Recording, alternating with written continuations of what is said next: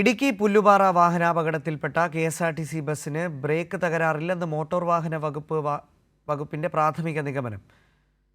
ബസ്സിന്റെ വീലഴിച്ച് വിശദമായ പരിശോധന നടത്തുവാനും തീരുമാനം. ചെറിയ ഗിയറിൽ ഇറക്കമിറങ്ങിയതാണ് അപകടത്തിന് കാരണമെന്നാണ് സംശയിക്കുന്നതെന്ന് എൻഫോഴ്സ്മെന്റ് RTO. പുല്ലുപാറയിൽ 4 പേരുടെ മരണത്തിനിടയാക്കിയ വാഹനാപകടത്തിന്റെ കാരണം കണ്ടെത്തുന്നതിന്റെ ഭാഗമായിരുന്നു മോട്ടോർ വാഹന വകുപ്പിന്റെ പരിശോധന. പെരുവന്താനം പോലീസ് സ്റ്റേഷന് സമീപമെത്തിച്ച ബസിന്റെ സാങ്കേതിക സംവിധാനങ്ങളാണ് സംഘം പരിശോധിച്ചത്.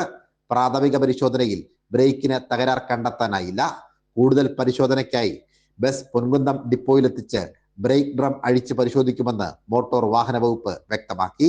ഇതിന്റെ ബ്രേക്ക് ഡ്രം അഴിച്ച് പരിശോധിക്കുന്നുണ്ട്, വീലഴിച്ച്. അത് ഇവിടെ അഴിച്ച് പരിശോധിക്കാൻ പറ്റില്ല. അപ്പോൾ അടുത്ത തന്നെ ഒരു പൊൻകുന്നം ഡിപ്പോയിൽ കൊണ്ടുപോകുമെന്ന് പറഞ്ഞു. അപ്പോൾ അവിടെ ചെന്ന് അതുകൂടി അഴിച്ച് പരിശോധിച്ചിട്ട് അതിൻ്റെ ഫൈനൽ റിപ്പോർട്ട് നമ്മൾ തരും. പ്രാഥമിക പരിശോധനയിൽ ഇതെല്ലാം ഫംഗ്ഷനിങ് ആണ്, ബ്രേക്ക് സിസ്റ്റങ്ങളൊക്കെ ഫംഗ്ഷനിങ് ആണ്. വിശദമായ പരിശോധനയ്ക്ക് ശേഷം പോലീസും KSRTCയുമായി കൂടിയാലോചിച്ച് അന്തിമ റിപ്പോർട്ട് തയ്യാറാക്കും. ബ്രേക്ക് ഷൂവിന്റെ നിലവിലെ സ്ഥിതി കൂടി അറിയുന്നതിനാണ് ഇത് അഴിച്ചു പരിശോധിക്കുന്നത്.